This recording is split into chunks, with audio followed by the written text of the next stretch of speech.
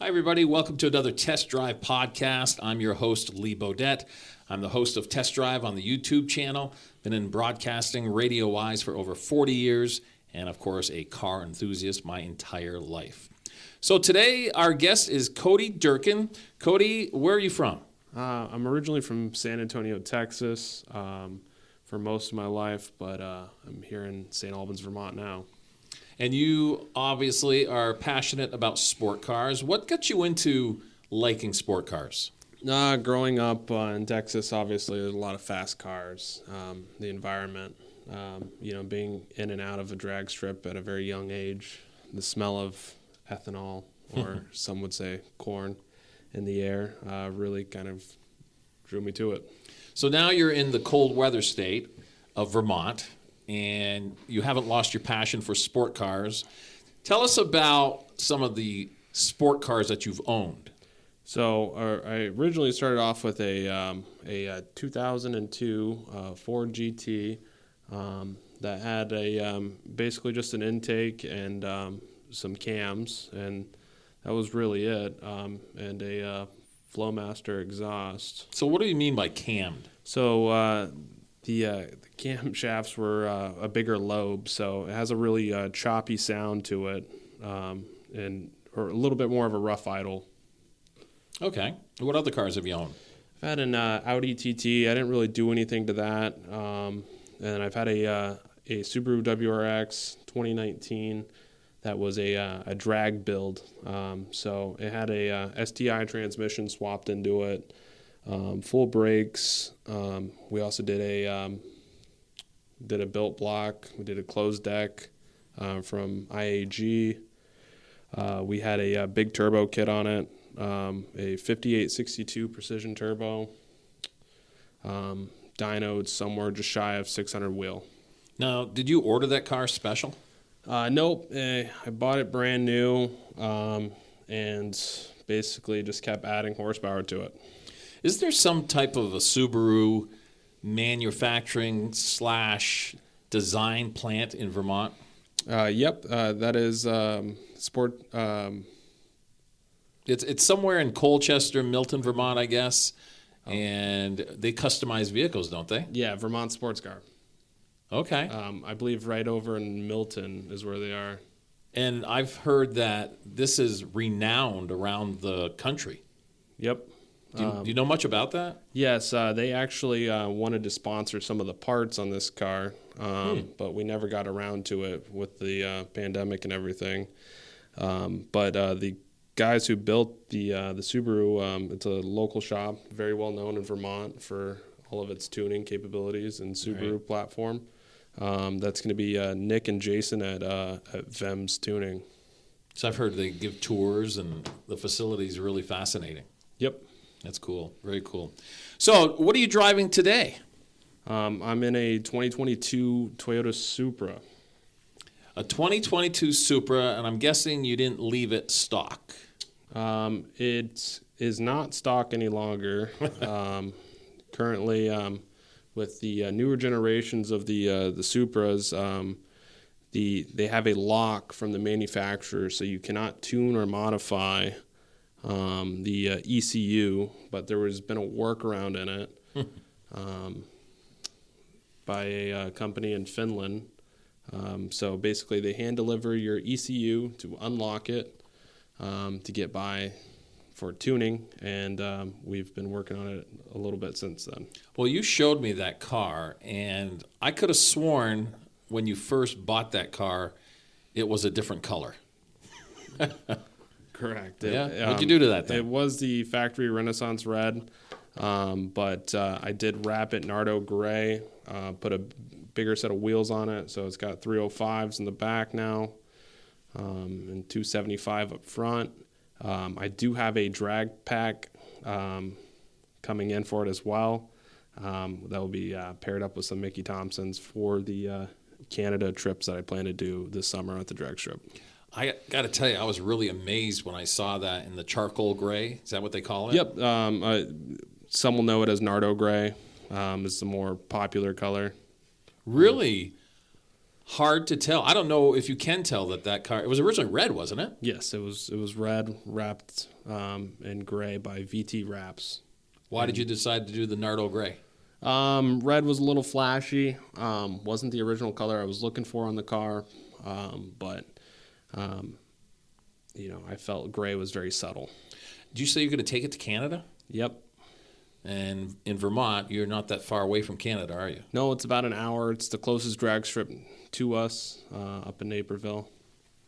What are your plans when you get there? I mean, is that something that it's a competition, or are you just going to go up there and... No, just kind of a baseline to see where the car is, see what it's doing. According to, everyone else's research and testing and tuning and stuff, the car should safely be running 10-second quarters.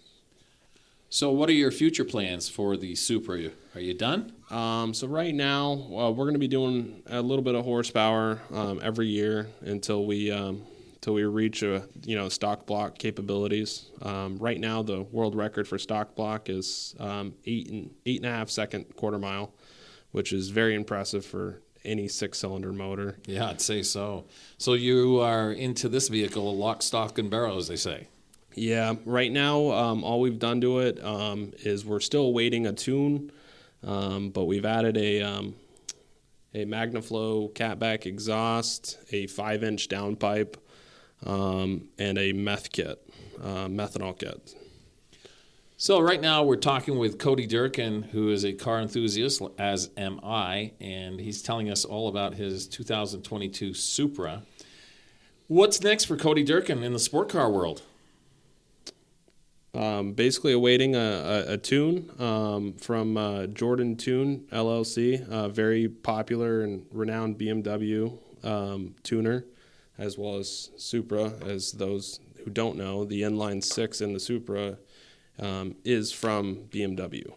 Some really, really good information. I just want to go back to the Subaru a little bit. It seems to me the younger generation, I'm sounding old now, but the younger generation seems to love to buy those Subarus. The one that you just mentioned, the WRZ, is that what it is? WRX. WRX, excuse me.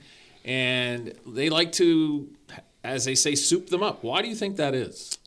Cheap performance, I would say. The aftermarket scene is very big for them. A lot of accessible parts, very easy to access tuners for them. And the cars, are in the range of anywhere from 25 to 35 grand. So it seems like every car that you've had, you've done something to it. What is your advice for somebody who wants to get a vehicle to their own specifications? What kind of homework did you have to do on it, and what kind of digging did you have to do to get what you wanted your vehicle to look like in the outcome at the end? So this really comes down to everyone personally. Depending on, what your end goals are with.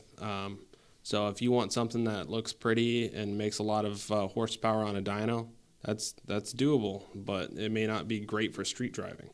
So that's one thing, everyone's got to figure out, what their personal goals are. Are you a time attack car? Are you going to do quarter mile? Are you going to do half mile rolls? It all depends on what everyone's personal goal is with it, but recommend no matter what, you have to pair up with a good shop and tuner that understands what you're trying to do. And how did you go about that, finding a good shop and a good tuner? Vems, they built the Subaru.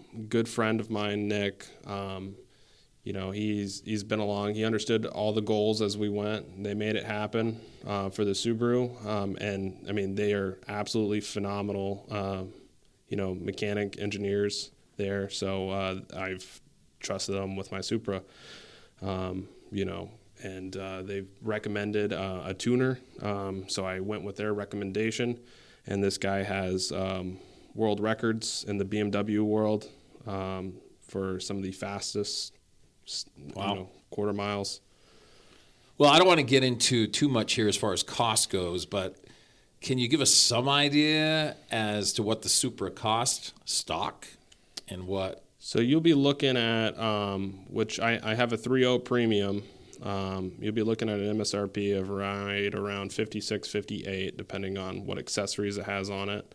I did get the higher end, so it was at the 58 range. And I would say with the ECU unlock and meth kit to make right around 550 wheel, 600 torque, that was about $3,000 in modifications. So very cheap for horsepower. I don't know if there's anything cheap about this conversation, but I guess how did you know who to contact with this about information like that?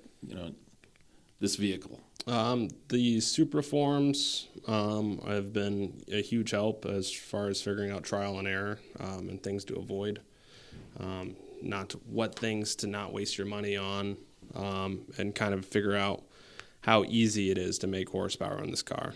Back before they locked the ECUs, all it costed was a $500 downpipe, and you can make reliably 550, 600 wheel torque.